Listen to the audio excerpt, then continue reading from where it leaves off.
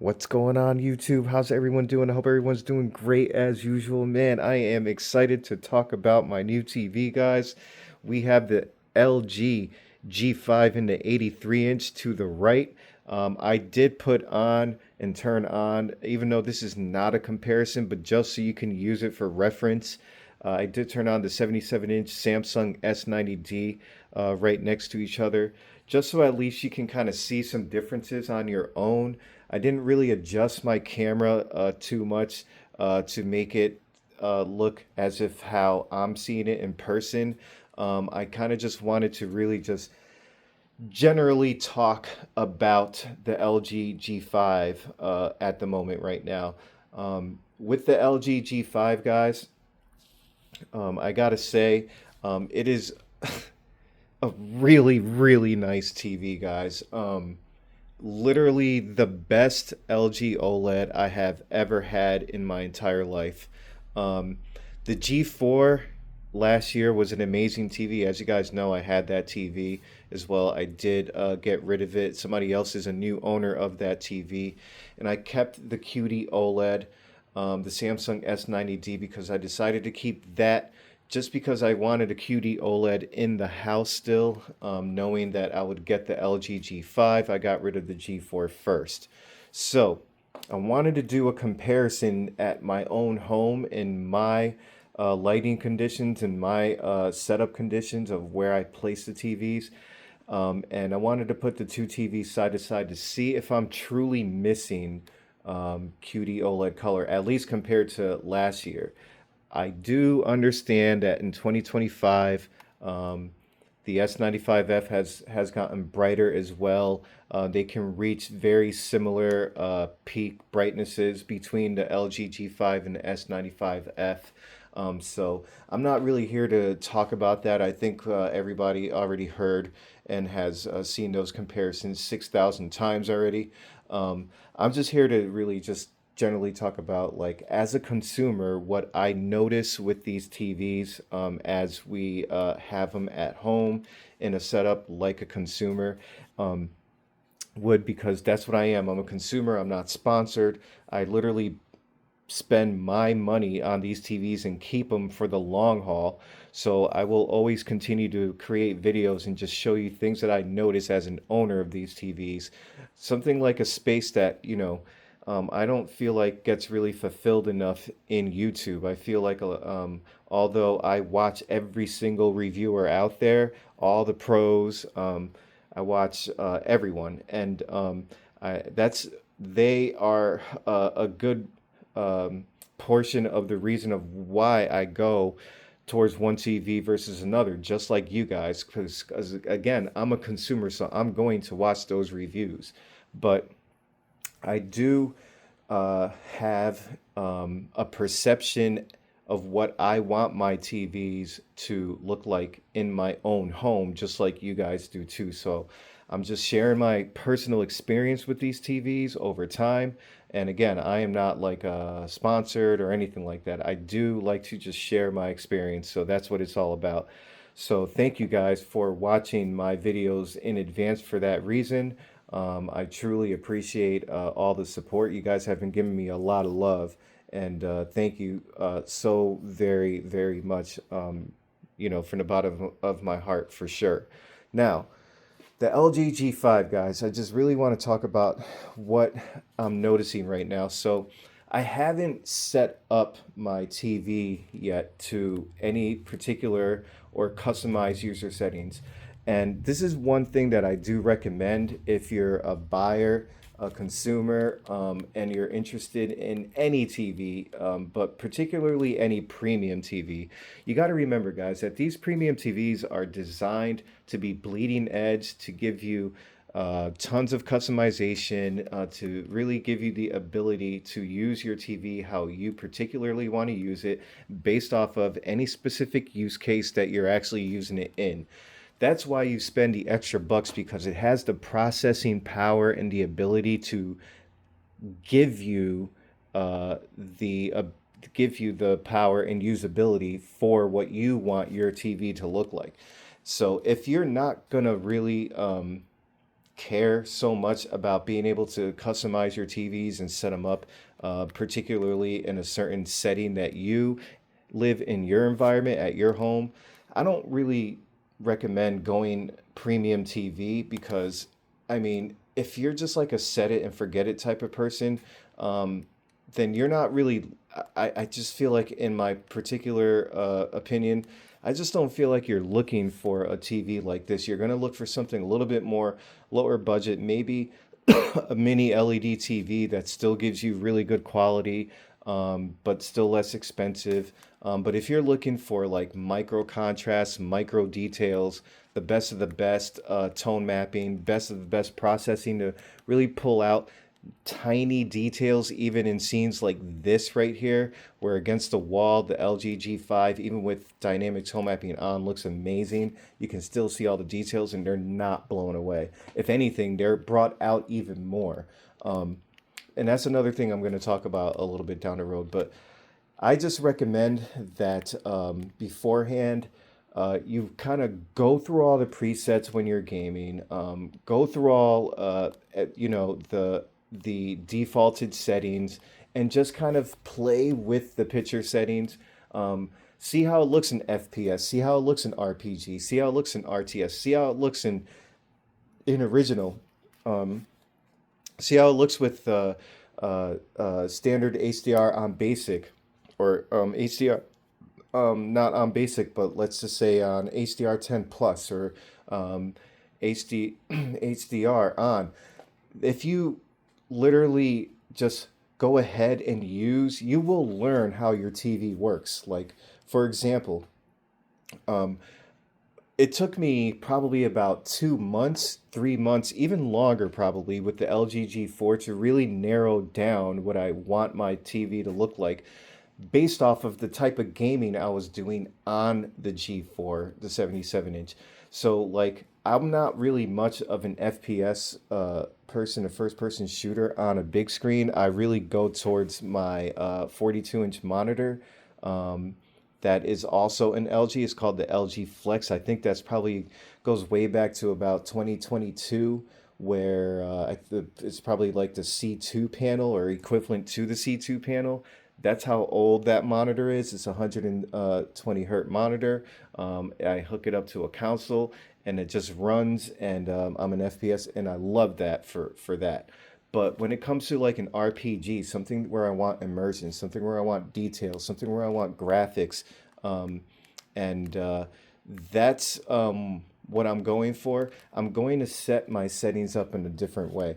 And what I did was again, I do it with the S90D. I've done it with the S95C, with the so this is something that I normally do with all my TVs. I go through my presets and then I just get an idea. Like, I'll play a good couple hours through each in each different uh, genre preset, and I will just play, and then I'll switch it up another two, and I'll just get used to them, and then I'll just come up, and it helps with being able to create certain ideas and perceptions of what you really want. You'll get to nitpick out of each preset what you want it to look like, and the best part is these TVs give you the ability to really do that. You can go into your own user selection and customize your own setting based off of your what you want your TV to look like. So, and that's the cool part about these TVs. So, again, if you're a purist, obviously you can put in HGIG. Obviously, you can set your TVs up under basic with QD OLED, and you can just kind of take it from there. But if you really want to get more pop, just more life out of your TV, and you want things to just be more lifelike, I don't recommend doing that. I'm not so much of a purist who's looking for creators' intent. I just want impact, guys. And I think just naturally, as a human being, all of us really like brightness. All of us, that's just what we are attracted to. We are attracted to pop and brightness. And that's what we're looking for when we get these kinds of TVs for the most part. Yeah, you can go ahead and bring that down, and you can put ACIG on, which is, or you can put it on cinema mode or whatever its most accurate modes are on whatever TV that you purchase. But you know, what you're doing to me is just taking away from what these TVs have the ability to do. And I just feel like that's kind of a waste of money if you just keep it there. Yes, if you're a purist, I get it. But I just feel like these TVs are designed to be more than that by far. And I just think that again, you're kind of just throwing away your money if you don't. So here's another thing so far that I kind of notice about the G5 is, yeah, there is an improvement in color. I don't think you're going to really notice it as much as you would if you, like, let's say, you know, never had an LG OLED before. This would be your first one that you're considering. If, let's say, you're just used to QD OLED because that's all you ever had, and I understand that, but guys, listen, I just have to really explain this as best as I possibly can when it comes to the LG G5. It's not a QD OLED. You're not going to have better color than a QD OLED, all right? But guys, this new four stack technology has definitely improved it by far. And let me just add this, guys. You're not gonna get qualities that LG has mastered with a Sony QD OLED. You're not gonna get quality that LG has mastered with a Samsung either. Samsung has its own set of advantages that cannot be touched, in my personal opinion. I've had two A95Ls. I've had one A95K. I've had, you know, LG OLED since 2017. I've had Samsung QLED, and I've had pretty much every QD OLED that they ever made, starting from the S95 being up. So I totally get it, guys, but I have to stress this because you have to give credit when credit is due. LG has a way of bringing out details in a manner that nobody ever has done. So, like, let me just put it this way. In 2023, I purchased two A95Ls. I had two 77 inches because I thought literally that was the best TV I ever seen in my entire life. Literally. I couldn't believe how good the A95L looked, right? 1 year later, I buy these TVs. I have the G4 and then the S90D. And all of a sudden, I like the S90D way more than the A95L. And that was just in 1 year. So now forward to the LG G5. I'm telling you guys, I've never seen anything like this. I mean, the detail that this TV can naturally pull, like, it's crystal clear detail, and it literally is the most 3D image I have ever seen in my life. And that's why I wanted to stop it right here, this image. On the right, the LG G5, and the fact that it is an 83 inch that has this type of capability with its amazing processing. It looks like Kratos wants to literally, like, he's already out of the screen. Like, he's out of the screen. Like, the screen, the background is way behind him and he's in my room. Like, that's what it looks like right now. You cannot get that in any other TV besides an LG. And the fact that now it can get brighter, the fact that they have improved other aspects, again, in my personal opinion, like clarity and sharpness, being able to really pull out fine details, plus being an 83 inch, so it's larger, you get more immersion. Like, I just don't know of any other TV that can actually do that right now. That has that micro contrast, and you can really just truly customize in game mode so well. Like, it literally has the best all-around package, and that's what LG is good at. And I'm not even getting to the hardware part, like the actual build quality of the TV, which is great on the G series. So, I can always talk about that another time, but that is also amazing too. Like they really do have the overall package down over the years, and yeah, they might not have the most color. They might lack certain things, but that right there, guys. If you're looking for like a really good TV that can overall be, super high in quality, fine details, really like just super fine tuning your settings. I'm telling you guys, there's no better TV than the LG G5. There's just something about it.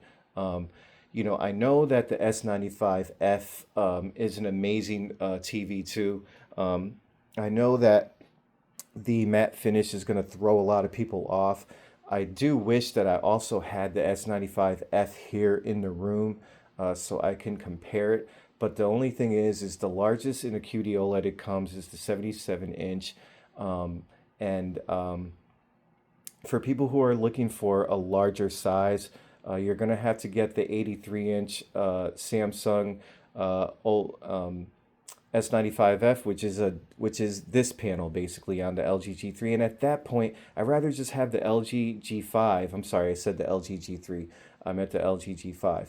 But at that point, you might as well just get the LG G5 because it does have the better processing. It's just that simple. So that's how good the LG G5 is, again, in my personal opinion.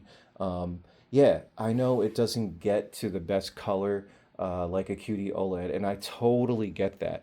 But again, on the flip side of things, there are so many other advantages that the LG G5 definitely has over pretty much any other brand out there, let alone a QD OLED technology that Sony uses and Samsung uses, or Samsung owns, I should really say. It's their technology.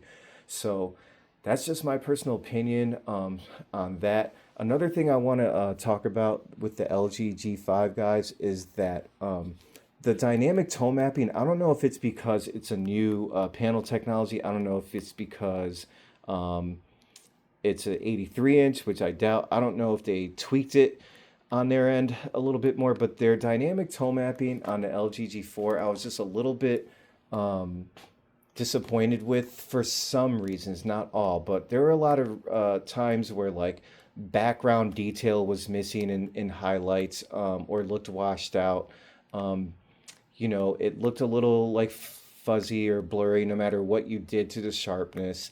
There were other times as well you know, when like let's say the background highlight is basically the background, like if you're walking through a tunnel and there's a light at the end of the tunnel.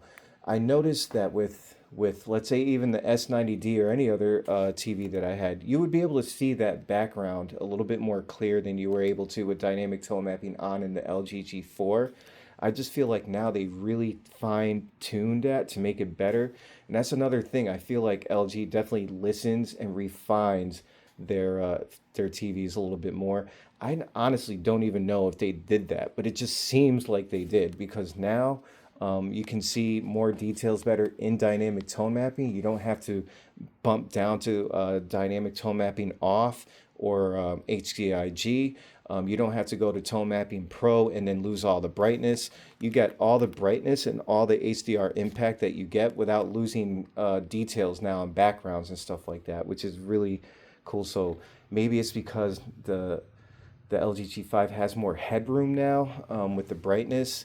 I know it could be a combination of those things, but I'm just happy to be able to say that yes, you can keep dynamic tone mapping on and get an amazing experience without losing, fine details. So I can like show you an example here. Like here's a highlight right here, right? And you're still able to see all the details in that area right there next to it on the left. So you have this and then just the clarity, but you have this highlight here where my aimer is on, and then move my aimer to this like little area, this little kind of hut here. You can still see all the fine details. And then I'll go over here. I want to show you guys something that I've personally never really seen before as clearly as I have with the LG G5. Another thing that I do want to show you guys. So I'm gonna go over here, right? And first of all, if you look over here, this is just like insane. The sunbeam going down through the top of the cave, hitting the ground is ridiculous. I've just never seen anything like that before. It looks like so real that it's not even funny. The water, the reflections here, guys, is just nothing like I've ever seen before with the LG G5. It's literally looks like liquid water, like that you can jump in. It's insane. Over here, guys, this is what I wanted to show you. You see these flowers over here? All right, so each petal has an individual, like every petal individually lights up. You can see every individual the petal lit up and clear. Like every single little light is clear and isolated. So like I was never able to do that. Like yeah, with other TVs, you can see that there is like each individual petal is lit up, but it was more blurry. It's more like it wasn't as isolated as it is right now with the LG G5. Like this stuff really pops in real life, with especially with dynamic tone mapping on. I have a feeling if you did turn it off, you would lose a lot of that. But because now it has that headroom to be able to get brighter without clipping, you can see more isolation, and it's like it's just micro details because it's a WRGB. It's just amazing, guys. So it doesn't really get better than that. Over here, guys, like the details in the rocks, the boulders, like all the imperfections just look like real. Like it's like playing the game all over again. Never seen anything like it. So, um, color isn't even that bad, guys. Like, look, you see the blue on the chest over here? Like, look how much glow the blue has. Look at the luminosity now. And again, I know it's not a QD OLED, but I mean, you can't complain. Look at how crystal clear the colors look. Look at how sharp that looks right there. Um, and the color blue just looks QD OLED like, even though it's not. So it's really nice, and it's a true pleasure to have this TV in the 83-inch.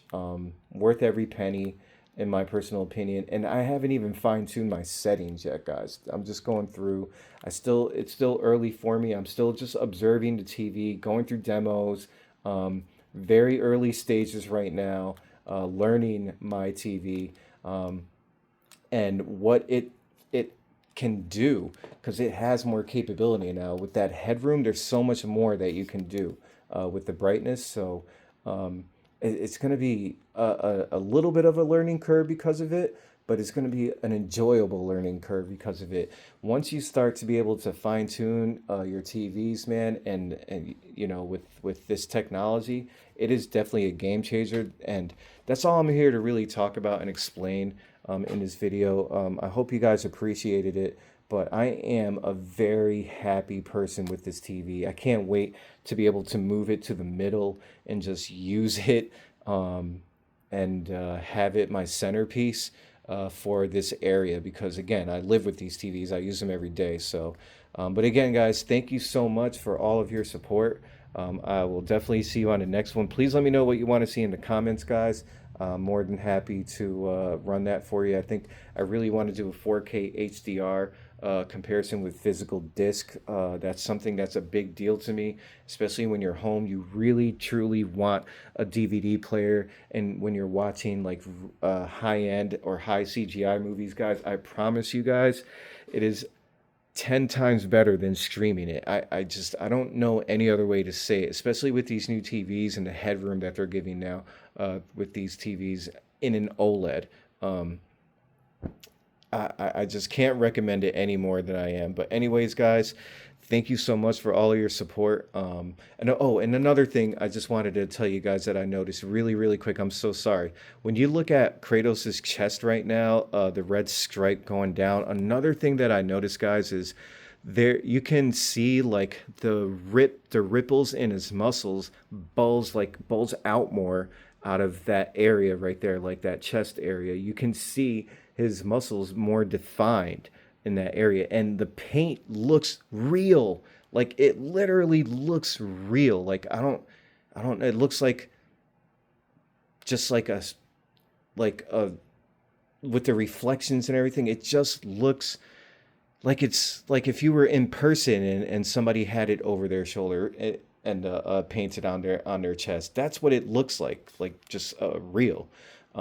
So I don't know what else to really say, but man, it is definitely a nice experience, and I can't wait to really fine tune this TV.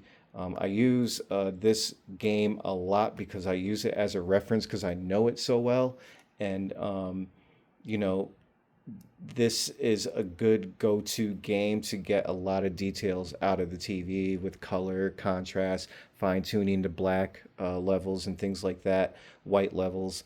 This is like the perfect game to do that with. So, but anyways, guys, thank you so much. I hope you appreciate the video, and I will see you on the next one later.